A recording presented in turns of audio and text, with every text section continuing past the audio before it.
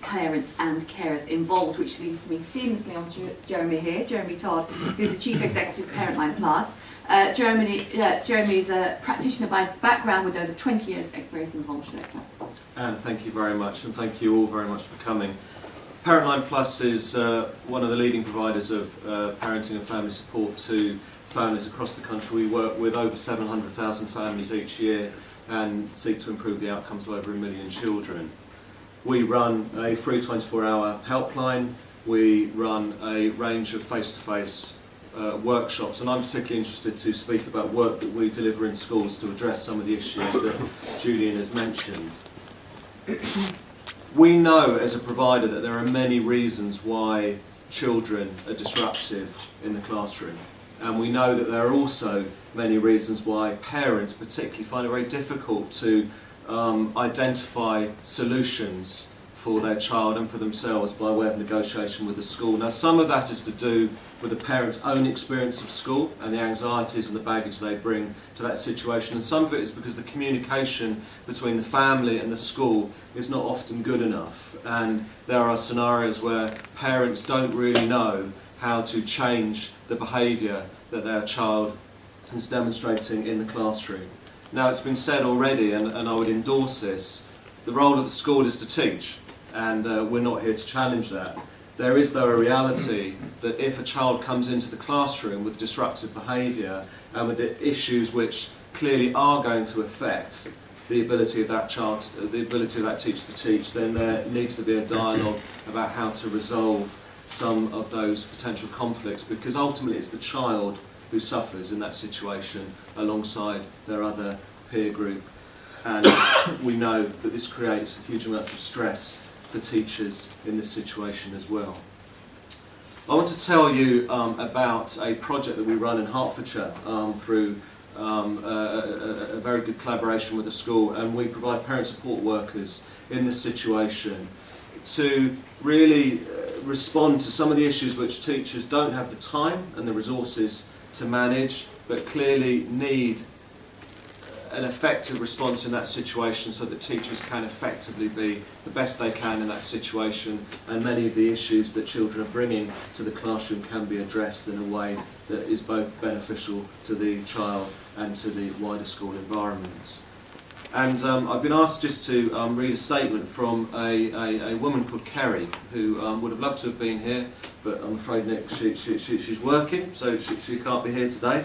But I'm just going to sort of read just some key things she wanted to convey to all of you here this morning.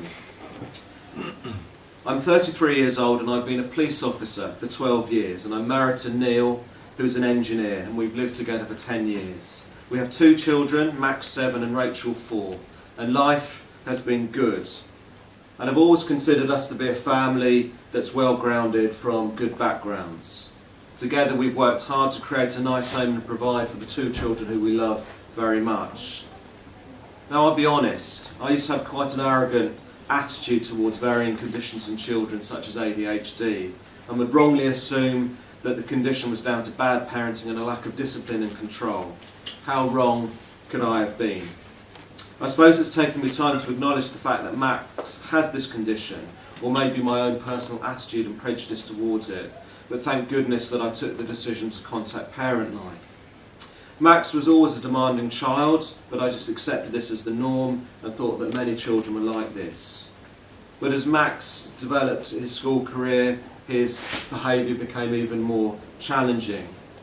And to be fair to the school that Max went to, they were extremely supportive, with varying learning support plans and reward schemes over the period that Max was there. And the school made the comment that Max was very bright and didn't struggle academically. But during the last 6 months, Max became very frustrated in himself and was struggling with the school environment. And I saw my beautiful, vibrant little boy fall to pieces, and it broke my heart. One of the parents at the school suggested that I speak to the parent support worker, and I did, and I arranged 6 sessions with her, lasting an hour each. Now, I don't want this to sound like a cliche, but I can honestly say that I've never looked back. Every aspect of how I now interact with Max has changed. It was never a case of what I was doing wrong, but to introduce new ways of actually listening and speaking to him. We were at the point a few months ago where it was inevitable that Max would have been excluded from school. But following advice and support, Max is back on the right track, and I have my beautiful little boy back. He's now not in danger of being excluded, and most importantly, he's doing well at school and is happy.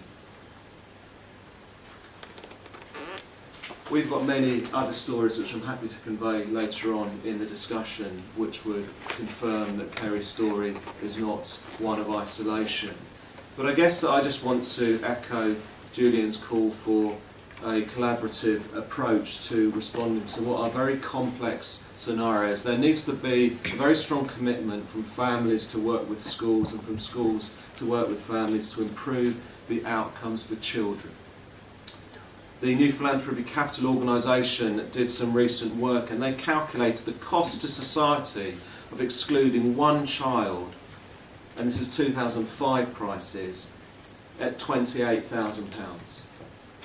And that's all of the subsequent behaviour and issues which emerge from that exclusion and the effect that has on that child's future educational attainment and employment.